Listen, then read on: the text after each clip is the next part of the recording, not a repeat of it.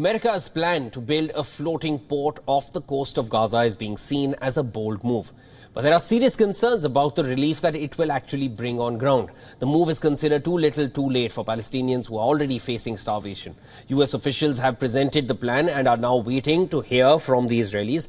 Apparently, the Israelis will have a say on how effective the delivering of aid will be, especially in the north part of Gaza, where the threat of famine is most imminent.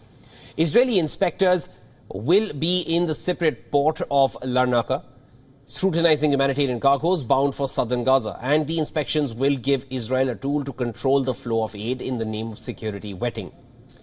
Other than Cyprus, aid trucks have been entering the south of Gaza through the Egypt-controlled Rafah crossing and the Israeli-controlled Kerem Shalom crossing. But in recent months, the north, that was the focus of Israeli ground offensive in the first phase of the war, has been largely cut off from any kind of assistance.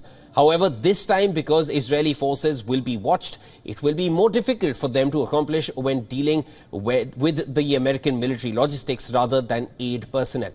But even then, there are plenty of other ways for the Israeli government to create a hindrance here. That includes Prime Minister Netanyahu's ministers who oppose any help entering Gaza whatsoever.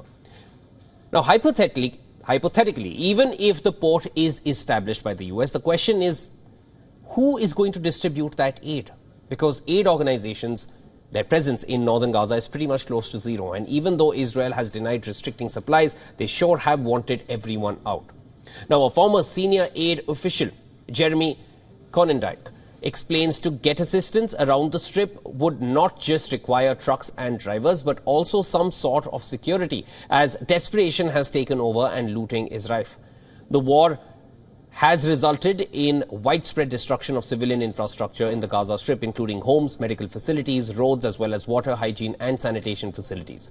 UN officials have sounded the alarm about a looming famine, and Gazans are facing a catastrophe. None of the hospitals in Gaza are fully functional, and only a few remain partially functional. The conflict is pushing the healthcare system to the brink of collapse.